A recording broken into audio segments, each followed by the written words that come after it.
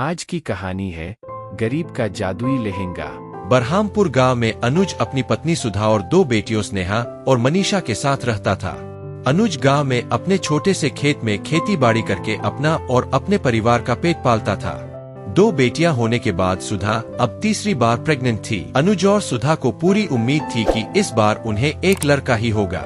और फिर एक दिन सुधा देख लेना, इस बार तुम्हें एक लड़का ही हो। लड़का होगा तो हमारी दोनों बेटियों को एक भाई मिल जाएगा। मैं भी यही चाहती हूँ जी, हमारा बेटा हमारे बुढ़ापे में हमारे साथ रहेगा। बेटियां का क्या है, दोनों अपने अपने घर चली जाएंगी और हम दोनों अकेले रह जाएंगे। साथ ही हमारा बेटा अपनी दोनों बहन के लिए हमेशा मजबूती से खड़ा रहेगा। उधर सुधा की दोनों बेटियां अपने भाई के आने का बेसब्री से इंतजार कर रही थीं। ऐसे ही कुछ दिन बीत जाते हैं। एक रोज सुधा को प्रसव पीड़ा शुरू हो जाती है। स्नेहा, तू भागकर खेत से बापू को बुला कर ले आ। जी माँ, मैं अभी जाती हूँ। तभी गांव के मुखिया अपनी पत्नी के साथ वहाँ आ जाते हैं। सुधा कहाँ हो तुम? जी माँ को दर्द हो रहा है, हम दोनों बहन बाबा को बुलाने जा रहे हैं। माँ को अस्पताल ले जाना है। चिंता मत करो बेटी, तुम दोनों यहीं रुको, हम अभी अपनी गाड़ी में तुम्हारी माँ को अस्पताल ले जाएंगे। चलो अनीता, जल्दी से सुधा को गाड़ी में और अनुज को हम रास्ते में अपने साथ ले लेंगे। दरअसल हम भी हॉस्पिटल ही जा रहे थे, सोचा तुम्हें भी देख लें। तुम्हारा भी तो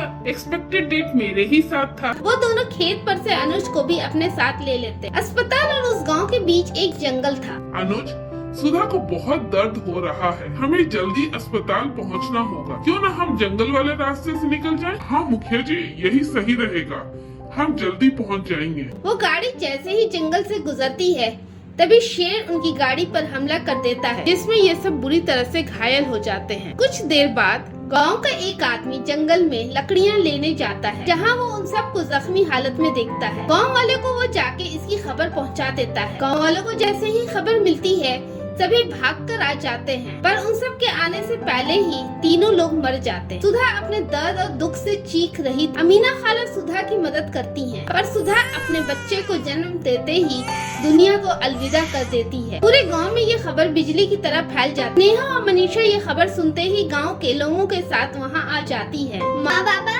ये क्या हो गया?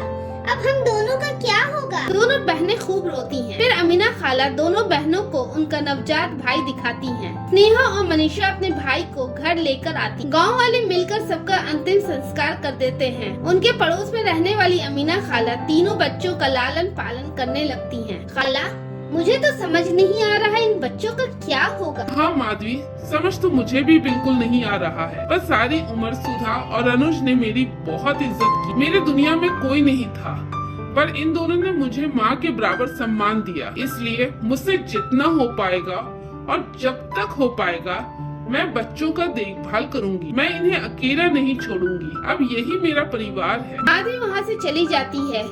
तभी आमना खाला अपने में सोचती हैं। मुझे बच्चों की बहुत फिक्र होती। मेरी उम्र भी इतनी हो गई है, पता नहीं कब आपका बुलावा आ जाए। नानी, आप ही हमारा सहारा हैं। आप ऐसा ना बोले। मनीषा मेरी बच्ची, तुम चिंता मत कर। मुझे यकीन है कि अल्लाह ने तुम तीनों का कुछ अच्छा ही सोचा होगा। अपना दिल छोटा मत कर। मैंने मुकेश से कह दिया है, वो आप लोगों के खेत को किराया पर लगा दिया है। आप लोगों के खाने और रहने का इंतजाम किराए से हो जाएगा। चलो बच्चों, आप लोग खाना खा लें। इसी तरह साल बीत गए। तीनों बच्चे अपने खेत से फल और सब्जी तोड़कर अपना पेट भरते रहते। बच्चे वक्त के साथ बड़े होने लगे और एक दिन दीदी, मैं कल शहर जाऊंगा। शहर क्यों? दीदी, हम सब कब तक इस गरीबी में अपनी जिंदगी गुजारेंगे? मेरी बात हो गई है अनूप भाई से। अनूप भाई, वो संतोष काका का बड़ा बेटा ना? हाँ दीदी, वो शहर में बहुत बड़ा काम करते हैं, इसलिए कहते हैं साथ रहकर काम सीख लेने के लिए, आगे काम आएगा। बात तो तेरी सही है भाई, पर तू इतना छोटा है, हमारा दिल बहुत डरता है। पर दीदी, मैं अकेला नहीं हूँ, अनूप भाई अतुल को भी ले जा रहे हैं। वो अपनी पढ़ाई वहीं से करेगा। ठीक है भाई, तुम एक बार अमीना नानी को भी बता देना। ठीक है दीदी। दीदी, जैसे ही मैं वहाँ अच्छा काम करूँगा, आप दोनों को भी अपने पास बुला लूंगा। वैसे भी हमारा यहाँ नानी के सिवा कौन है? प्रमोद दूसरे दिन शहर जाने के लिए निकल जाता है। मनीषा और स्नेहा थोड़ी दुखी हो जाती हैं। बेटा, आप लोग फिक्र न करें, मुझे पूरा यकीन है प्रमोद जरूर कामयाब होगा। हाँ नानी, मुझे भी यकीन है माँ जाते जाते हमें बहुत बड़ा सहारा दे गई हैं। 1 साल बाद। चलो बेटा, प्रमोद का शहर गए हुए बहुत दिन हो गए हैं, क्यों ना हम उससे मिलने शहर चले? हाँ नानी, ये तो बहुत अच्छा प्लान है। लेकिन दीदी, सुना है शहरों में सब सुंदर सुंदर कपड़े पहनते हैं। हमारे कपड़े भी कितने फट गए हैं। अगर माँ बाबा जिंदा होते तो वो हमें जरूर नए कपड़े दिलाते। फिर वो दोनों अपने खेत से फल और सब्जी तोड़ने चली जाती हैं। तभी स्नेहा की नजर एक तितली पर जाती है, जिसके पंख झाड़ी में फंस गए और तितली उस झाड़ी से अपने आप को छुड़ाने की कोशिश कर रही थी। स्नेहा पेड़ों के उस झाड़ी के पास जाती है और बहुत आराम से उस तितली के पंखों को झाड़ी से छुड़ा देती है। तुम बहुत अच्छी हो, तुमने मेरे पंख झाड़ी से छुड़ा दिए। मेरे पंखों में बहुत दर्द हो रहा था। बोलो, मैं तुम्हारी क्या मदद कर सकती हूँ? मनीषा और स्नेहा बहुत डर जाती हैं। तुम दोनों डरो मत, मैं एक परी हूँ। यहाँ इतने लोग आए और गए, पर किसी ने मेरी मदद नहीं की। पर तुम दोनों बहनों ने बहुत प्यार से मेरी मदद की है, इसलिए अब तुम्हारी मदद करना मेरा फर्ज। बताओ, मैं तुम्हारी क्या मदद करूं? हमें कोई मदद नहीं चाहिए, हमने किसी लालच में ये नहीं किया। तुम दोनों वाकई कितनी अच्छी हो। इतनी गरीबी में रहकर भी मन में कोई लालच नहीं है। चलो, तुमने कुछ नहीं मांगा तो लो, ये मेरी स्टिक तुम लोग रख लो। मैं देख रही हूँ कि तुम दोनों का कपड़ा बहुत फटा हुआ है। इस स्टिक से तुम जब चाहोगी तुम्हें नया कपड़ा मिल जाएगा। फिर परी वहाँ से गायब हो जाती है। मनीषा परी से स्टिक ले लेती है और कहती है, मुझे एक नया लहंगा चाहिए। तभी मनीषा और स्नेहा के कपड़े नए लहंगे से बदल जाता है। दोनों बहन बहुत खुश हो जाती हैं। खुशी खुशी वो अपने घर आ जाती हैं। वाह बेटा, आप लोग का कपड़ा तो बहुत ही सुंदर लग रहा है। आप लोग यही पहन कर शहर चलना। जी नानी। फिर मनीषा और स्नेहा अमीना खाला से परी वाली बात बताती हैं। अमीना खाला भी बहुत खुश हो जाती हैं। बेटा, आप लोग का दिन अब जरूर बदल जाएगा।